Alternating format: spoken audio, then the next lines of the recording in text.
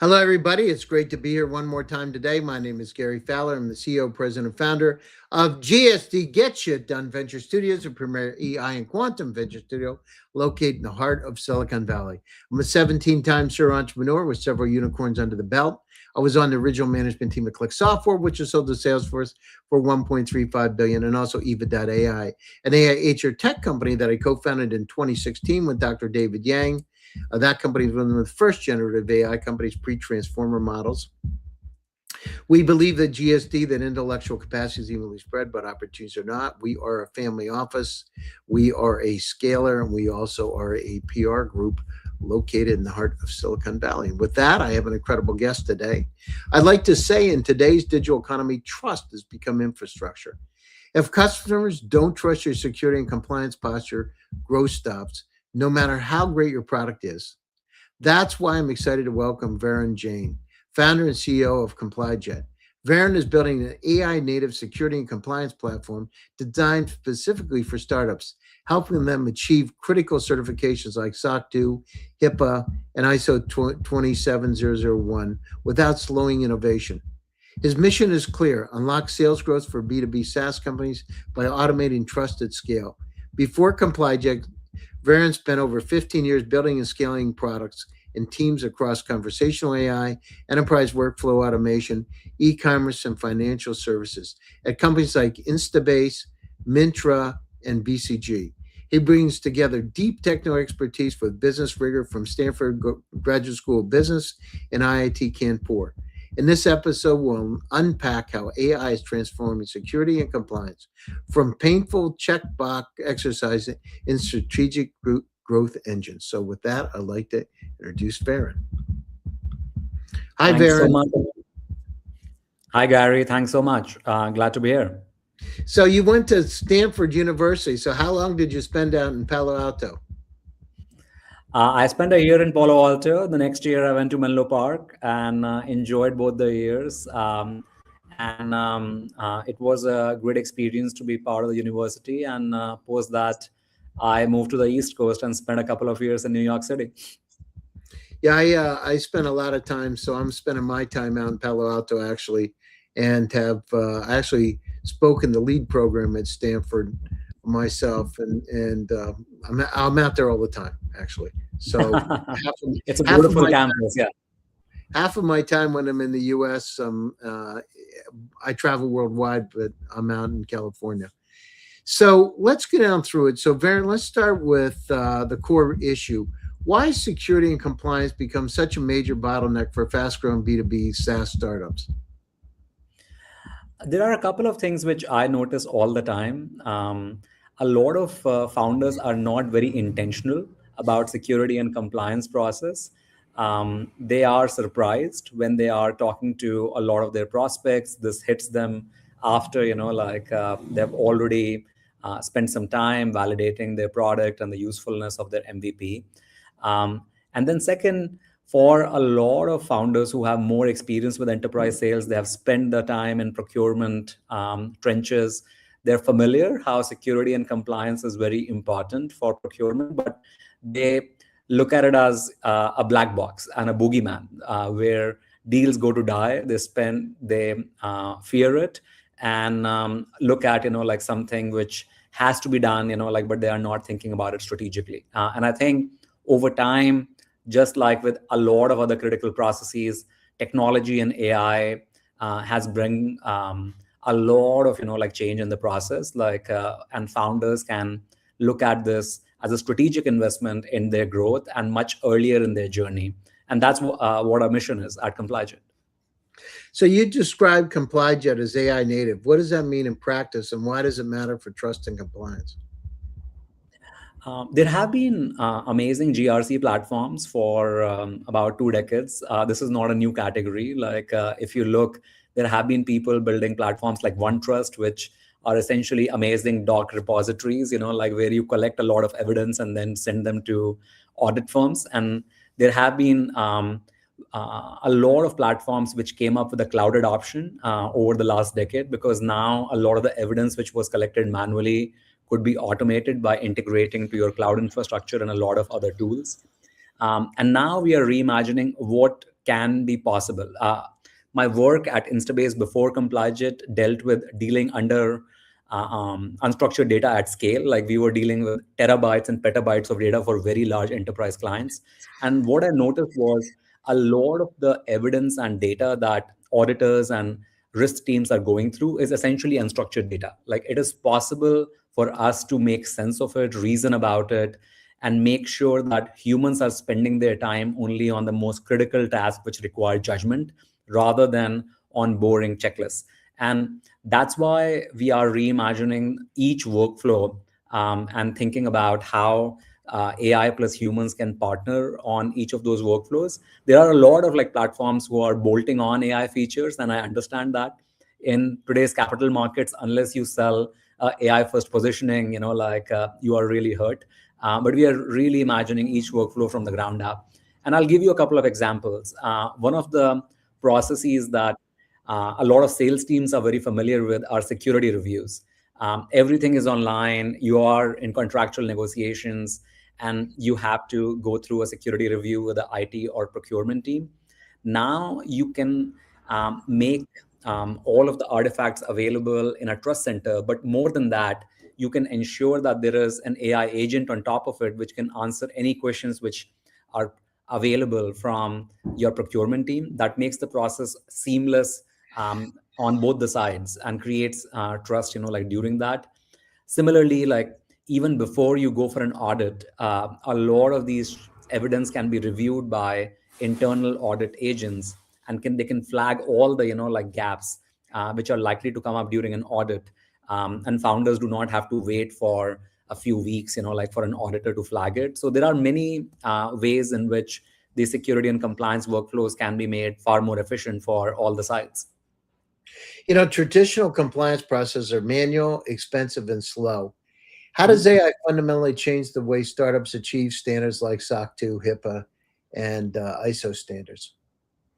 Yeah, I think you bring up a very good point. A lot of people think about these processes as very slow. They require a budget of more than $25,000, and hence a lot of like founders stay away from that because it feels like such a large investment and not justified at an early stage. First, all the infrastructure that you have like can already be connected to a compliance automation platform like ComplyJet. It will collect the evidence manually, automatically. The second, there are a lot of artifacts which need to be created. For example, you need to create a lot of different policies and agreements as part of a SOC 2 or HIPAA compliance.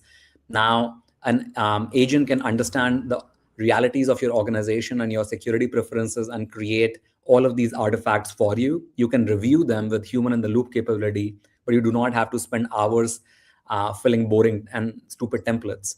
Another way in which you can, use AI to really improve, this is a lot of the configurations that you need to change in your cloud environment. Now they can be, created as infrastructure as a code. We can, create not only Terraform scripts, but also executable GitHub PRs, which you can review and then execute them. A lot of our customers are, already managing their infrastructure like that. So I would say something that used to take a few months can now be, crunched in a few weeks, whether you are talking about a SOC 2 or a HIPAA compliance. And AI is, a hugely deflationary force. Like now we can offer the same capabilities to a small team for a fraction of the cost. And that's what I'm really excited about, that like now you do not have to wait until you become a large team to invest into these security compliances and start earning trust and credibility. You can do that even as a small 3 or 4 person team. And a lot of our customers are choosing to accelerate their journey as a result. What are the most common mistakes founders make when they first approach security and compliance? I think a lot of the founders have heard about security and compliance as essentially a documentation process. They think about, oh, I need to create some really nice looking enterprisey policies. And that is, what is required to clear an audit. Fundamentally, these security audits are about living data streams. What auditors are looking for is evidence that are you following your processes, and is there a stream of evidence to back that up? And a good example is access reviews.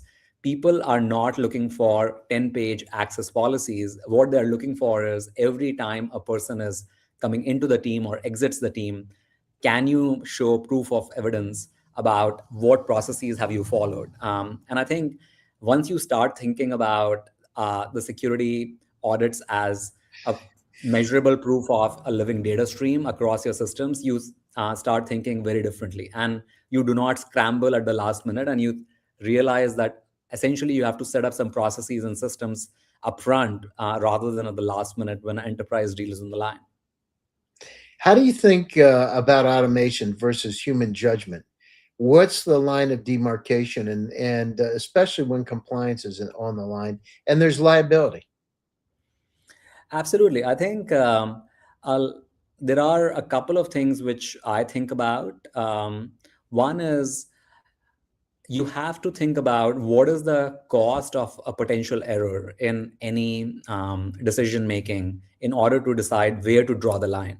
There are some, like cases. For example, when you are talking about a large, like incident response for a security breach, the fallout is, like potentially massive, and therefore it requires, like human experts to look at, like what are the right, like decisions to be made in that case. On the other hand, there are a lot of, like low cost decisions in which you can safely train a system and, like make sure that they are making the right, like calls on your behalf. And in the middle would be some decisions. For example, you have compiled a lot of evidence, and before sending all of that information to an auditor, you may want to review it to make sure none of the information is really awry. And I would say that security and compliances also vary, like quite a bit. For example, if you are a large healthcare organization or a financial services organization, the cost of like any mistake like can create a massive liability risk for you, and therefore you have to think about that, like, and exercise a lot of human judgment and human review on all the capabilities. And fundamentally, as a result, we have taken the position that use AI tools mostly as a co-pilot rather than automating the task fully. Even though like the task can be done, we like would rather that our like customers are taking a conservative view, because fundamentally if a trust is broken, it is very, very hard to earn it again. And that's why for both ComplyJet and our customers, we would much rather that we are like deploying the AI capabilities slowly and earning trust rather than move very fast and break things, because this is an area in which you cannot afford to do that. You talk about compliance as a way to unlock sales growth. Can you tell me how trust directly impacts revenue for B2B SaaS companies? Absolutely. Like for and Gary, like you have like seen this like multiple times as a serial entrepreneur. A lot of time, even though you may have a massive vision and a really innovative product, folks are really concerned about working with you for two reasons. One, they do not know whether you would be around like in 12 months time, and they are thinking about, hey, do I really want to work with this like new company? And second, the cloud like infrastructure has been a massive boon to the technology industry, but it also brings the question of what are you going to do with my data if I choose to work with you? And therefore I think like trust on both those like sides is really important. And it's imperative for founders to think about it strategically. First, if you can like show your maturity on the security front by investing in like some of these compliances, building a good trust center, and showing that you are treating security as a first class citizen inside your company, then it is much easier for any prospect to think about, okay, like my data will be safe with the service. And the same applies for all the other like trust building signals, like why are people investing in gathering reviews and customer testimonials? And because all of them like act as a small trust signal. And I think like it is very important for folks to be very mindful of every handshake that a customer or a prospect has, like whether it is a small proposal or an email or like your website. What I realize is people pay a lot of attention to a couple of assets. Like they would obsess over, like their website, but then there are hundreds of other, like small collateral or assets that they are not so mindful about. Uh, for example, I find a lot of SaaS founders are not really paying attention to their own email signatures, or what is the quality of the collateral they are sending. And I would say that, like, for a person, like on the other side, I'm being bombarded, by hundreds of, other people who are asking for my attention, and somebody who has invested in making sure that things are secure and they're high quality, like, would obviously stand out. And it reduces, like, specifically in case of enterprise sales, a lot of, like, the deals really slow down because of these security reviews where IT and procurement teams are going through their own checklist. And if you are able to showcase that a lot of that stuff is already in place and you can share all of that information in a structured manner, then it just moves that process much faster and unlocks, like, the deal velocity, which can be so important for early stage SaaS companies. So from your experience, how early should startups invest in security and compliance, and what happens when they wait too long?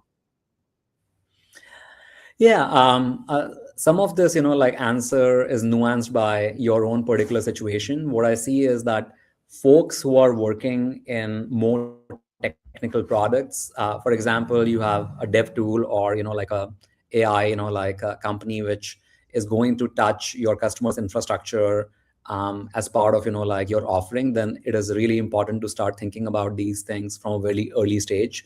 The other thing which usually is also very important to think about is who is your target customer. Like, if you are looking at very early stage companies, they may not, like, care a lot about your security posture. But if you are looking at mid-market and enterprise segments, then I would say this is, like, price of entry on, like, day zero, and you cannot afford to not think about it from the get-go. I see that a lot of the founders who are not intentional about it, and they are reactive when, like, there is a pressure of an enterprise, like, deal on the line, they end up trying to cut a lot of corners because they're under pressure of closing a deal, and hence, like, they're compromising the quality of their own, like, security processes, the quality of their audit.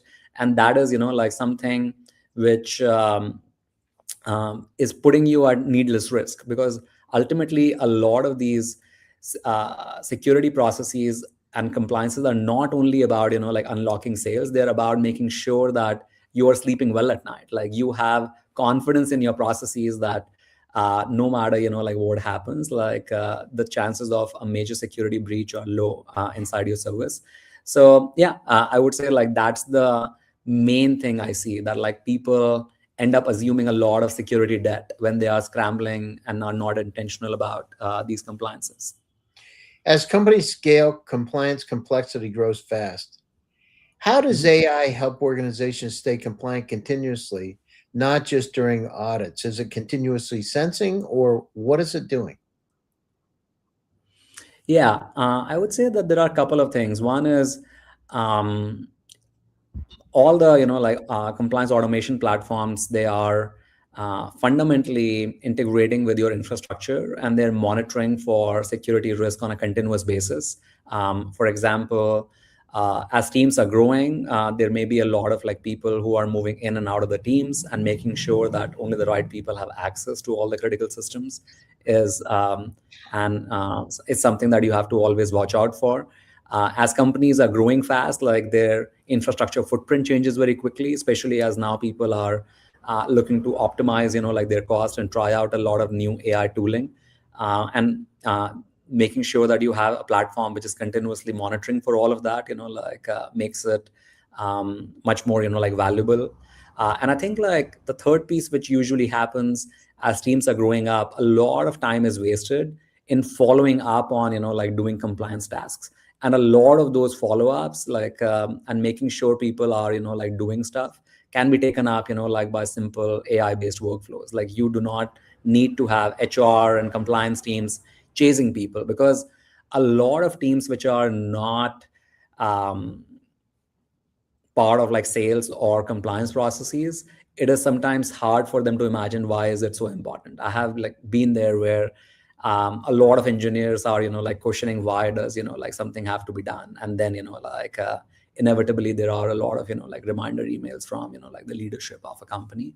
So continuous monitoring helps a ton as people's infrastructure and like teams are growing, and a lot of the communication and follow-ups like can now be automated, and we do not need like human teams to waste a lot of their time on that.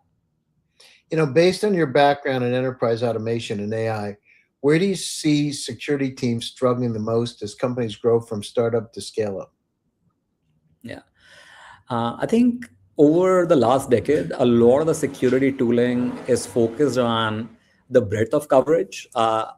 You would see a lot of people talking about, here are like the number of like data points that we are tracking. Here are like the number of like breaches that we have like been able to uncover and detect for you. And I see a lot of teams really struggling because there is a massive amount of noise through that. And I think like the next like set of opportunities lie not only in increasing the coverage area, but like helping people make sense of like that signal. Out of like these 4,000 like potential breaches, like which are the 40 which I should be really paying attention to, and they are like important. And that's where I think like the real opportunity lies, where the use of like some of the AI based like reasoning workflows can help beyond like just detection like, and having a wide like breadth. Because one of the other things which people really struggle with is having really high quality talent in security and compliance. It is not like easy to find people who are excited about this and like have a lot of experience, and therefore being able to pick up the right noise from the signal, in addition to the broad coverage which we already have, is going to be really critical over the next few years.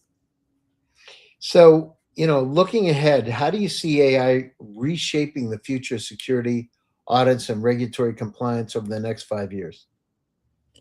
Yeah, I think like there are two things which just like with any large technological change, it creates a set of new risks and possibilities, which essentially forces a lot of like regulatory change. And we already see some of this happening. We have a lot of like regulations coming up across various states and of US as well as Europe, which are like thinking deeply about how to regulate AI systems and all the dangers they pose. And there are a lot of like systemic risks which are like being posed, whether it comes to phishing or like deep fakes, and people have to think like very Well, carefully yeah, about getting to that point, Varun, you don't know what's real anymore, right? I mean, literally, exactly, like scams. It's like, you get. I don't know about you, but I get documents that look real that aren't. And click on the link and that kind of thing. But every time they do them, they get better and better. exactly, like, and it's only going to get worse, right? Like we are going to have like synthetic video, audio, like people impersonation, and how do you That know already what is exists. I heard somebody was at a bank. They had called up a bank or an investment group and said they needed $30 million wired, and they did it in the voice of the person that was a CEO of the company. And Mhm. so they did the transaction, and it wasn't real. Mhm. Exactly, right? Like, and this creates, like the risk of, do we, like get paralyzed because now, like we have to, like check everything, and make sure, like we are implementing, like many more Well, layers of if you authentication. don't do it, at least you don't have any chance of failure, right? Exactly, right? Like, but as like people say, like ships were meant for sailing, like not to sit in the harbor. So we cannot, like shut the shop That's down. what they said on We- the Titanic. yeah, like, but like, Then they forgot if about the we stop iceberg. all the ships, like we won't have, like the revolution of, like the containerization that Yeah. we have now. So No, yeah, I agree I with would. you, but we got to get to a point where trust is back up, right? Where people trust that what we're doing is right. The problem is now they don't trust. You don't know what's real or not. And Exactly. so coming up with these incredible tools that are going to help us. I look at it like this, Farron. I look at it like there's going to be a Varun tool. It's like a guardian angel, kind of like your Mhm. grandmother loves you. Mhm. That's going to be able to help you with everything you do. It's going to watch over you and Mhm. protect you, right? And it's going to be for trust. It's going to be security, and it's going to be to help you to be able to navigate this infobesity problem that we have. And this is coming. It's going to happen in the next 5 to 10 years. You already see it now. You see the beginning of it. And if we don't do it, nothing good's going to happen because there's no protection for us. You can't have 50 tools. There's one thing about, having tools, but you can't have 10, 15, 20. You can't do it. First of all, you can't financially afford it. The other thing is you don't want to go down and they change too quickly. How do you know which is the right one to have today? It's just like LLMs. I mean, the thing Mhm. changes every day. Yeah, I agree. I think people will have, like similar to how they're thinking about personal productivity agents, there would have to be, like an overall, like umbrella agent, who is, has access to, maybe all of your, data, all of your context, and is essentially reviewing, all the information, which is coming over. And we have, already examples of some of this. Like we have solutions which monitor all of our emails and all of that, but now this has to be done at a far more comprehensive, way. And I completely agree with you. Like it is not feasible to have 15 different tools which are not able to work seamlessly with each other. And therefore I think there's a really interesting opportunity, both in terms of personal security, as well as organizational security, where people have to think very hard at an organization level. And there is massive opportunity for cybersecurity companies, and to figure out how are we going to help people stay secure, and not only just check in the boxes, and do some security theater. Because I think that is what I hear from a lot of people as well, that hey, I'm spending 100 grand on all of these security compliances, and now my CISO comes up with a list of, hey, these are all the other security initiatives I Yeah, have well, to do in order to keep the us other really ones that you secure. got are outdated or don't work right, right? It's like all Exactly. these tools, you start looking at it, you're buying, and then you don't know which one to get rid of. You start having this, you have unnecessary tools that mean nothing for you. So we're going to Mhm. have to come up with one tool that's able to help us with everything, and it will be updated, right? I Mhm. say it's like my grandmother, right? With compassion and empathy. I actually write a lot about it. And, at that trust level, because that's the thing, you don't know what to trust. And the problem is, from my perspective, if you're a siloed company, you don't want to do it. You don't want to have it so you would just want to protect it so that it's working with your tool. You don't want it to be able to work with other tools, right? You don't Mhm. want it to connect all the email boxes together. You just want to connect Gmail, Yeah. but it should be. I mean, think about it. Fran, you've got about 300,000 items in your personal cloud. The entire web in 1996 was 257,000 websites. You have more information in your personal cloud, the entire web. The problem Yeah. is Barron's world's grown at the same trajectory of the World Wide Web. By that, I mean doubling every year. In 5 years with the Internet of Things, you're going to have 10 million items. And you're a smart guy. You went to Stanford Graduate School of Business. You went down through an IIT. But how many times the last 2 weeks somebody said, "Hey, Varen, I sent you a message. Did you get it? Where'd you send it?" I sent it to your email. Which one? Your .edu from Stanford, your a personal, your corporate, one of the 7 or 8 that you have. When did you send it? 2 days ago. Let me check. I can't find it. Will you send it again? This problem is come in. The problem is it's compounding, right? It's doubling every year. Yeah. We need, and trust is really important, because now it's not only do you have inundated with infobesity, you're inundated with such stuff that you don't know what's real or not. You get to the point, I'm a psychologist too. And one of the things in psychology we call learned helplessness, which means you have so much information in front of you that you get paralyzed. Yeah. And that's Absolutely. what it is.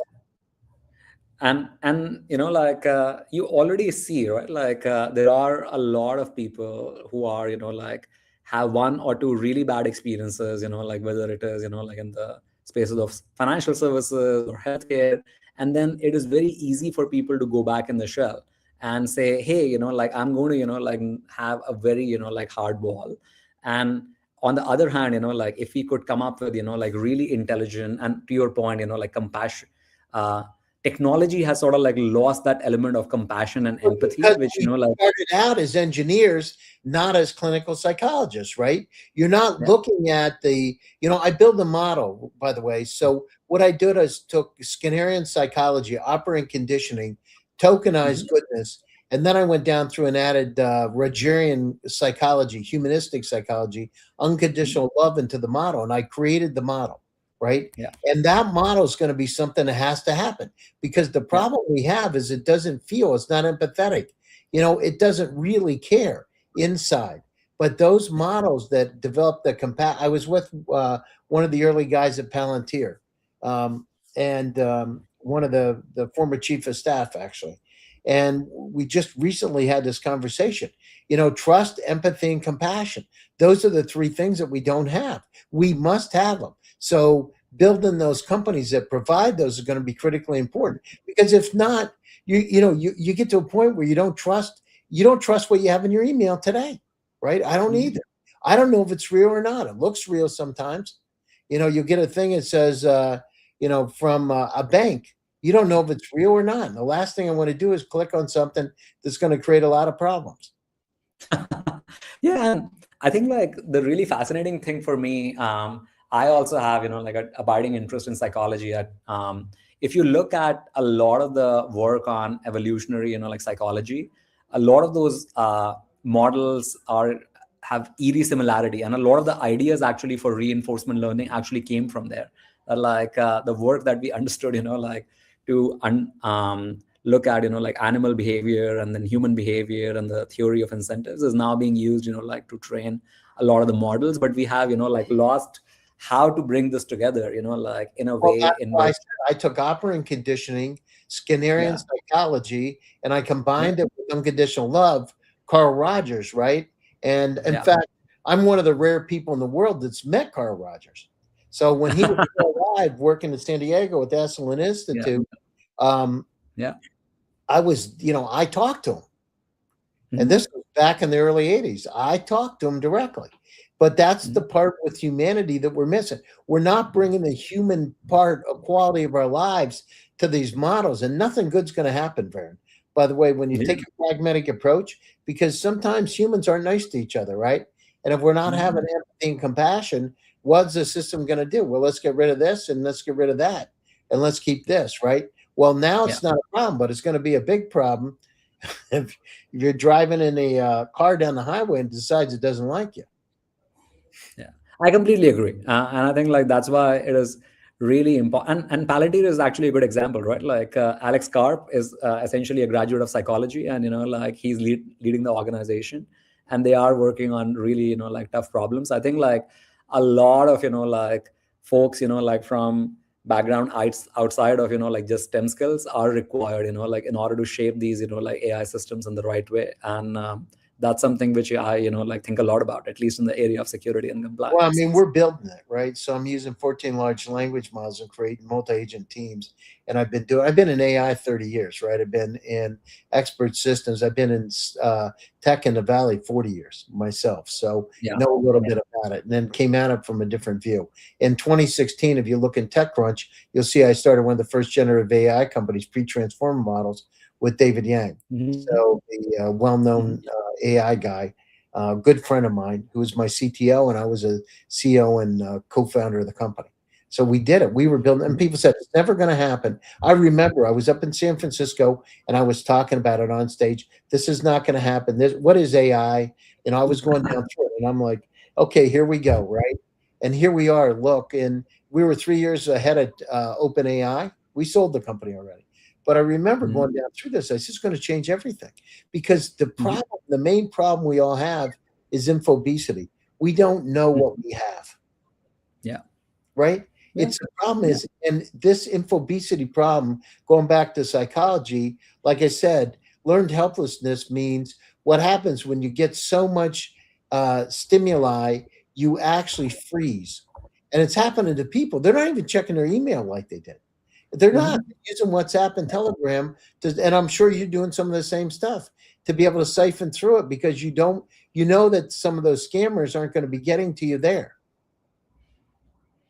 Yeah, and it's some of the it's essentially just like any other problem, right? Like, how do you build the right tools for people so that they come out of that problem, and they are able to handle all of this like information deluge, which is already massive and is growing even worse.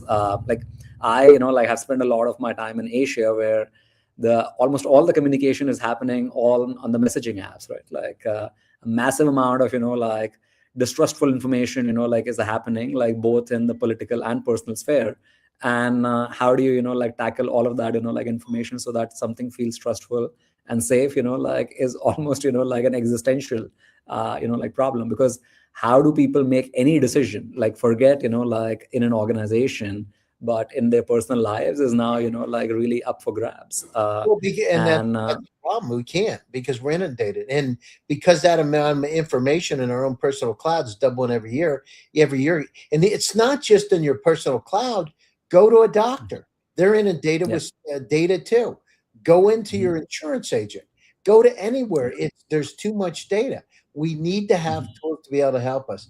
Anyhow, listen, we're coming to the top of the show. If you want to spend a few minutes after the show and talk, I'd be happy to spend a few minutes with you. Let's do that. Yeah. So, closing thoughts, Farron, and how do people get a hold of you? Yeah, I would say that we have seen a really interesting response from a lot of like early stage founders. Like, they are working with ComplyJet to be more intentional about building trust with their customers and making like an investment in security and compliance without breaking their bank.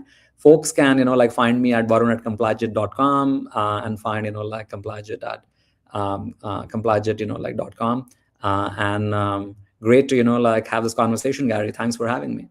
Yeah, thank you. Appreciate it. And thanks to all of you for joining one more time. And thanks to you. We have millions of views. We've done over 1,500 podcasts. Check out GSD Venture Studios and my family office, gsdvs.com. Stay happy, stay safe, and stay healthy. And I'll be back to you again soon with another exciting edition of GSD Presents Top Global Startups. My name is Gary Fowler, and I'm your host. Thank you. And thank you, Varun.